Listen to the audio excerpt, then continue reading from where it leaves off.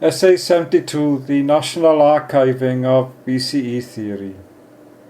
The archiving of ECE means that it has been preserved for the younger generations in the national libraries of the world.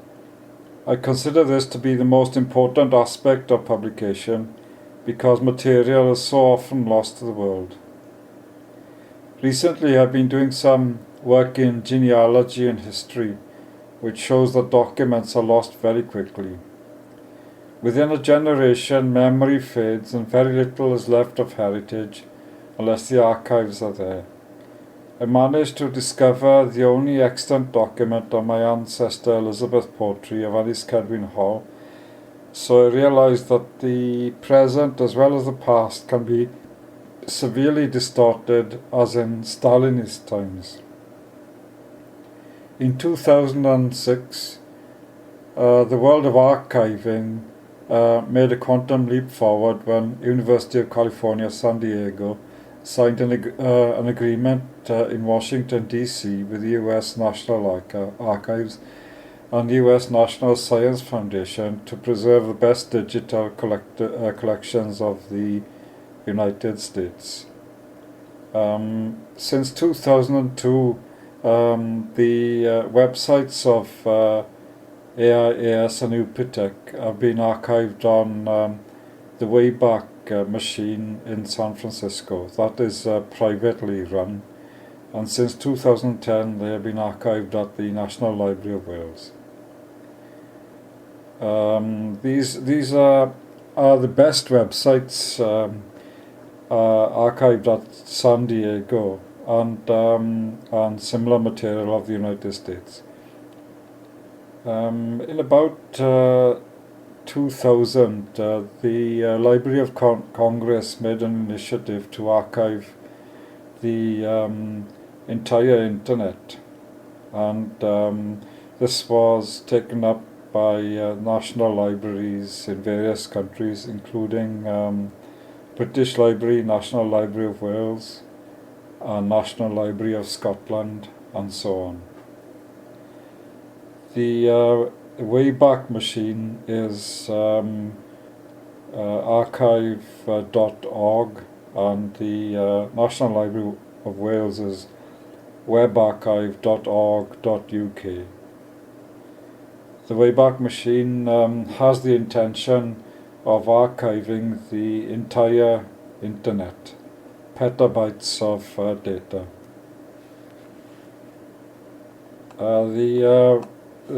The history of AIAS and its website can be looked up on the Wayback Machine, and in 2010 the site began to be archived at the National Library of Wales in Aberystwyth, which has kindly taken all my books.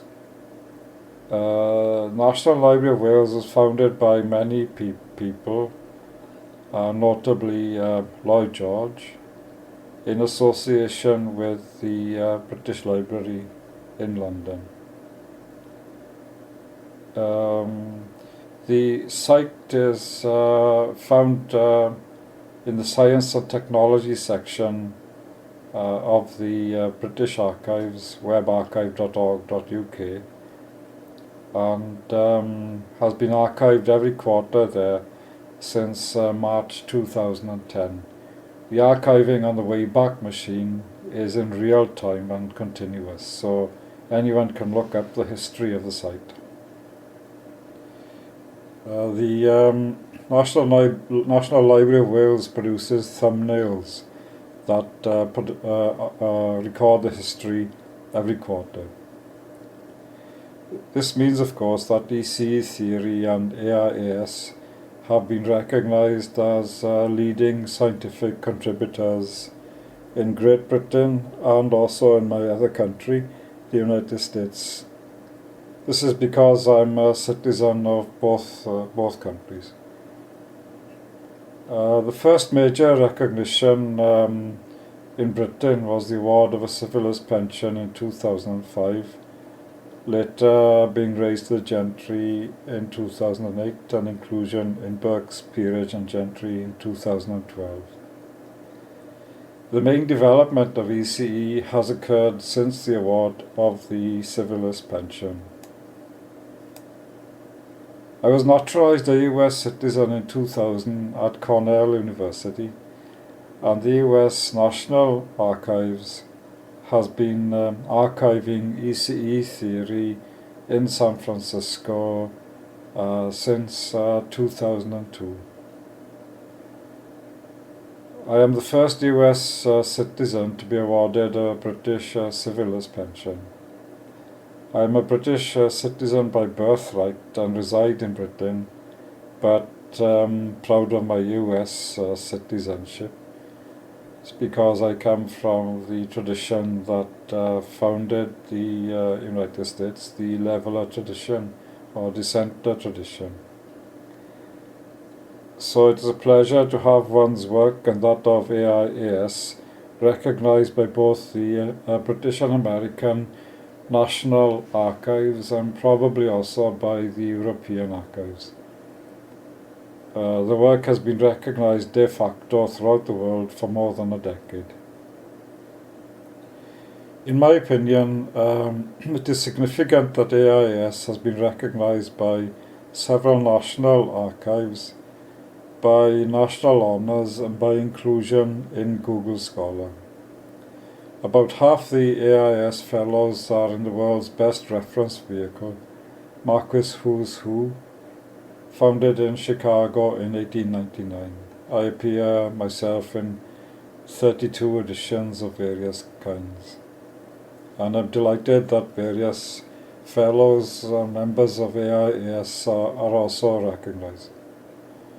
The very small, isolated, inward-looking, censorious and intolerant world of the self-appointed establishment of standard physics has been a constant source of trouble to ECE theory, but they have been rejected by almost everyone else, including nearly all their fellow physicists. They are often as ignorant as swans about physics itself, and are the Luddites of our times. In the worst cases, they would like to smash the new energy devices now proliferating. They would describe them as the perpetual weaving of Silas Marner. Only a lunatic or the most embittered bigot would describe an industrial plant as free energy or perpetuum mobile, perpetual motion. Archiving of my Omnia opera has been taking place for some years on AIS.us, and the archive has been completed, with hyperlinks to all the original papers back to 1973. These archives are in turn archived on the Wayback Machine and from the National Library of Wales at the British Library.